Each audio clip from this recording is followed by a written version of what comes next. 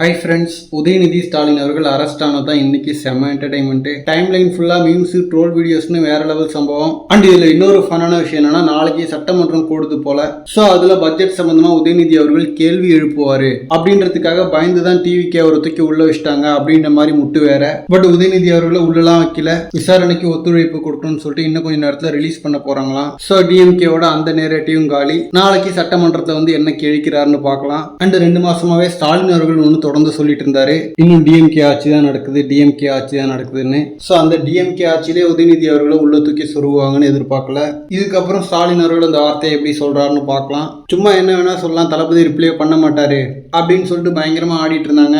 But எப்பயும் போல செயல்ல காமிச்சிட்டாரு. கனவுல கூட நினைச்சிருக்க மாட்டாங்க அரசுலாம் பண்ணுவாருன்னு. இந்த வாய்ப்பை ஏற்படுத்தி கொடுத்த கொத்தடிமைகளுக்கு தான் நன்றி சொல்லணும். ஏன்னா உதயநிதி ஸ்டாலின் அவர் பாட்டுக்கு ஒழுங்கா தான் பேசிட்டு இருந்தாரு.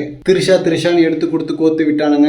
அண்ட் தளபதியை பேப்பர் வச்சு படிக்கிறாருன்னு கிண்டல் பண்ணாங்க. பட் பேப்பர்ல இல்லாத ஓனா ஒரு வார்த்தையை போட்டதுக்கே மாட்டிக்கிட்டாரு. அதுலயும் என்ன ஹைலைட்னா, நான் அப்படி பேசவே இல்லை, இவங்களா எடிட் பண்ணிருக்காங்க அப்படின்ற மாதிரி சொல்லியிருக்காரு. பட் அவர் ஸ்பீச் நிறைய நியூஸ் சேனல்ஸ்ல லைவா போயிருக்கு. ஸோ ஃப்ளோல தவறுதலா பேசிட்டேன்னு சொன்னா கூட சரி, எல்லாரும் பண்ற தவறு தான் நினைக்கலாம். பட் வாய் கூசாம பேசவே இல்லைன்னு போய் சொல்லியிருக்காரு. ஸோ இதுக்கும் கொத்தடிமைகள் பார்த்தீங்கன்னா ஏதோ தியாகம் பண்ணி ஜெயிலுக்கு போன மாதிரி ஒரு பக்கம் ஃபயர் விட்டுட்டு இருக்காங்க. ஓகே ஃப்ரெண்ட்ஸ், சினிமாவை விட பயங்கர த்ரில்லிங்கான சம்பவங்கள்லாம் அரசியல் நடந்துட்டு இருக்கு. ஸோ இதுவும் நல்ல என்டர்டைன்மெண்ட்டாக தான் போயிட்டு இருக்கு. அண்ட் நாளைக்கு சட்டசபையில் என்ன சம்பவம் இருக்குன்னு சொல்லிட்டு வெயிட் பண்ணி பார்க்கலாம். தேங்க்யூ.